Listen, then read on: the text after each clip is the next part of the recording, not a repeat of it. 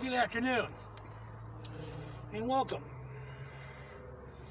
to another exciting episode of Groovy Van Picker. Today, I made an okay haul. I went to check out Pick and Pull because they had another Chevy van. Not a lot of parts I could use off of it though, so I didn't really do much on there. And there was parts I was hoping to find off of it, but I looked around anyway just for the fun of it. And yes, I do pick and pull. But today, I also went to the Goodwill troughs, savers and whatnot, poked around, and actually made a good haul at the Goodwill troughs today. Not extraordinary, but I did get some groovy and fun little swap meet items, and probably a little thing, that little football game. I might keep that for myself. So anyway, go ahead and join me on my adventure, and when I get back, I'll show you what I got. Alright, well, today I am going to give Pick and Pull a try. Right over here is where they put a lot of the vehicles that are waiting in line after processing to be put on the lot. And of course, also the employees of the establishment get first dibs on these parts too, unfortunately. So anything decent out here is oftentimes picked clean. I want that pop top off that van. I look good on mine. So a lot of these vehicles are picked clean by the time they get to the yard. It is organized by Ford, you know, big Ford, small Ford, land yacht, you know, turn right, you turn starboard kind of a car.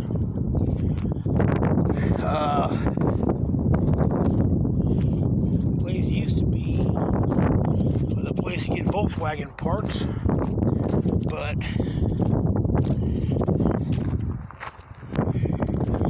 nowadays anything like that, it's the employees get it. But there is a couple of vans out here that they brought out. I want to see what they got. This is a 75 Chevy van, high top. And ready. I wonder if they'd want for that high top. Probably put that on my van. And it's pretty picked clean of anything worth a damn. But I had to take a look. Over here is another van. This is a 78 Chevy that they just brought out. And so I'm just seeing if there might be. I got a feeling they probably picked it clean as usual. Holy shit, it's actually got a carburetor on it. Usually those are pulled off before it even comes out to the lot. There wasn't a whole lot on that van. That's really usable for me or resellable. Sometimes. Anyway, what I'm saying, sometimes what I look for a lot is the door slider. And they have one that's about 3 inches longer. And those sell for about $200 on eBay. I already have one in my stash, just about ready to roll. So yeah, if you ever see any of these, and they're about 10 inches long instead of like, oh, is it about 6 inches, 7 inches? They come out to about here, and that way the back door comes out a little bit if you have mag wheels in your van. If you ever come across those, recommend grabbing them and put them on eBay. Chevy vans, between 71 to like the 90s.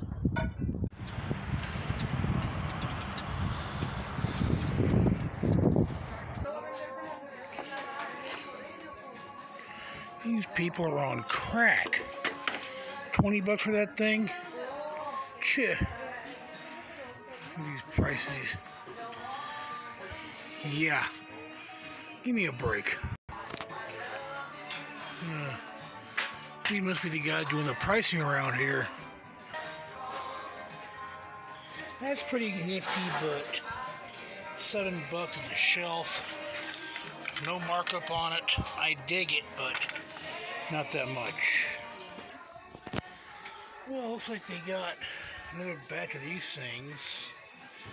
Yeah, seen a whole bunch of them at the troughs a few weeks ago. $10 a pop. Get your mama to pay $10. Anything here in little baggies. Once in a while, I find nifty stuff. Like older Hot Wheels and stuff. But today it looks like I'm just gonna find a big old pile of horse doo-doo.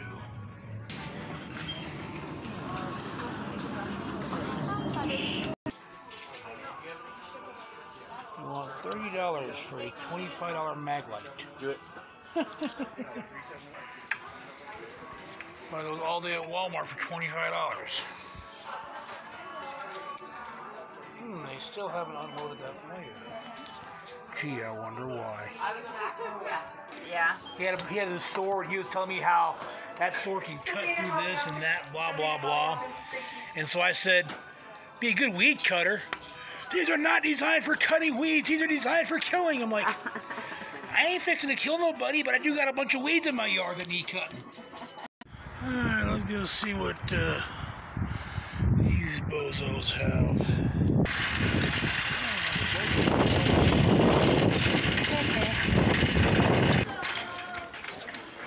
Okay. Well. Yeah, no markup on those.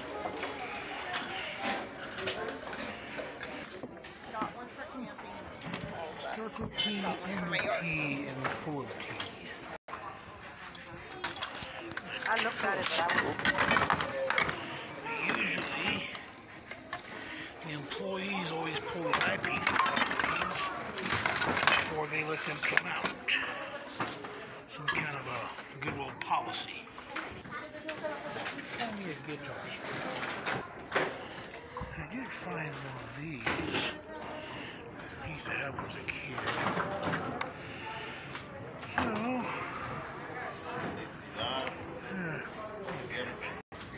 So, so far that's what I've got. Not a total bank breaker, but also not a total bank maker. But it adds up. Something not almost to do without. A broken Christmas tree. Yay. All the sheep. Well, I found Raggedy and Andy. And those there. Apparently someone was a collector of that kind of stuff. This is actually kind of interesting.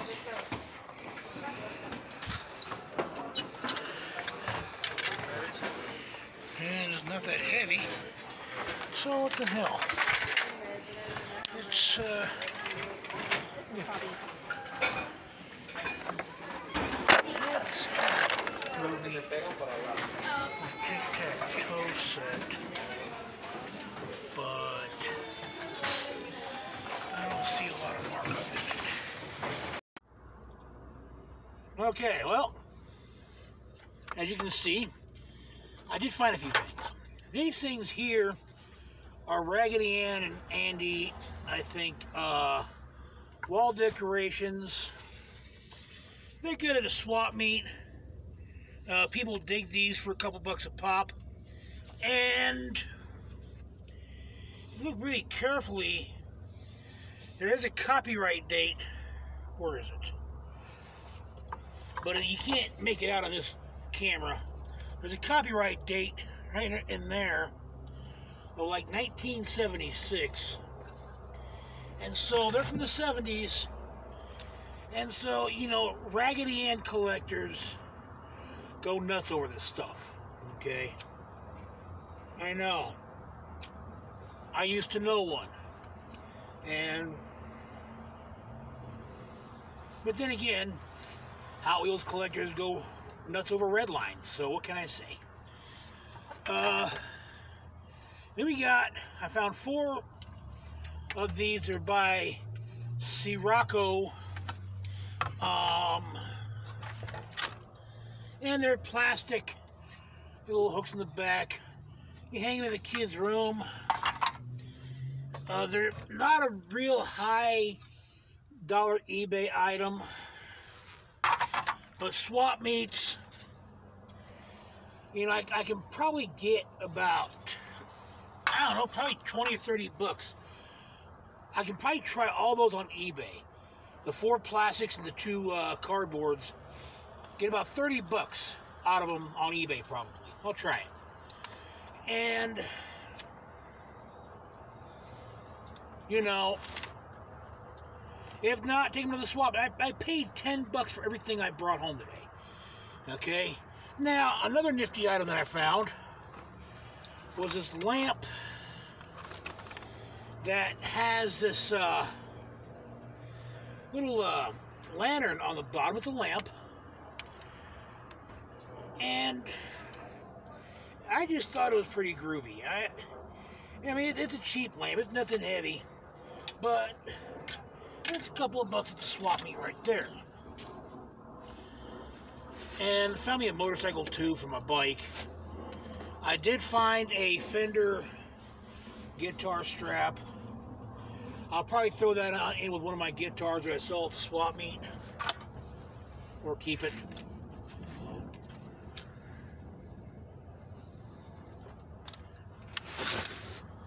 And these are like little diorama lights for like train sets or whatnot. Yeah, I don't know. I'll probably throw those in my junk box at the swap meet there.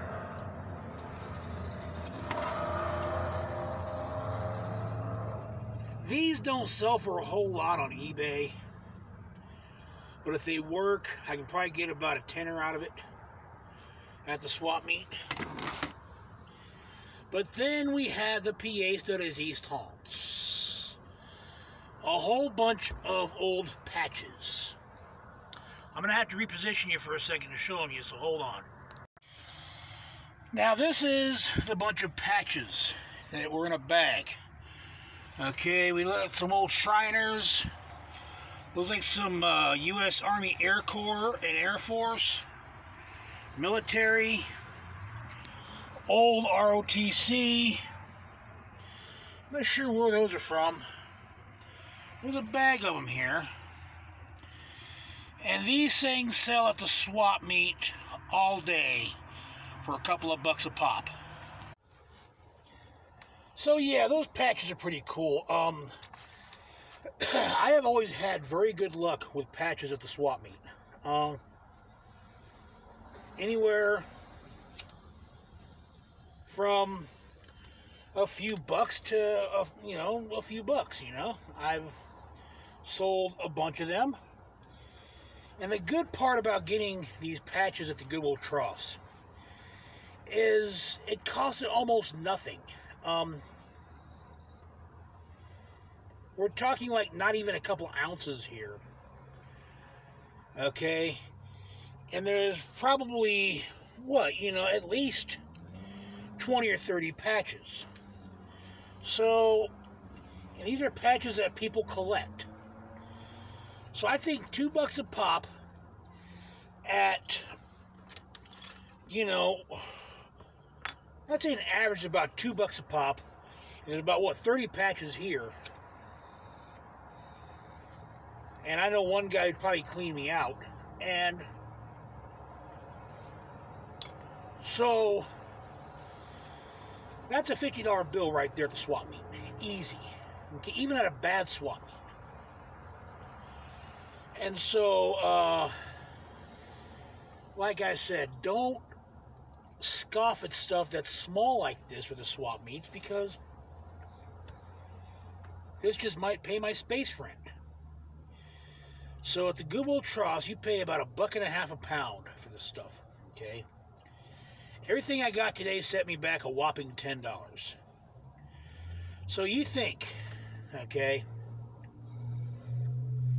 for $10, I got some Raggedy Ann stuff that I could probably sell for, probably, $30 on a good day at eBay. Okay.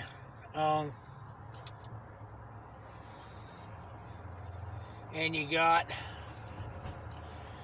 that lamp. I can probably get about $5 or $10 out of that thing at the swap meet. That little football game, probably about a tenner. And these patches, like I said, anywhere between $1 to $3 a piece. So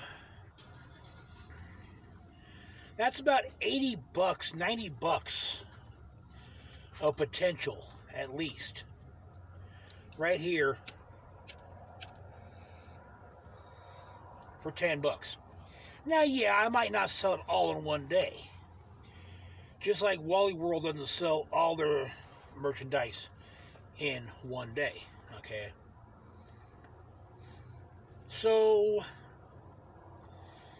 but little by little, and I have different things, people come and buy, and it adds up. Every time somebody spends $3 at a swap meet, that's $3 in my pocket, okay?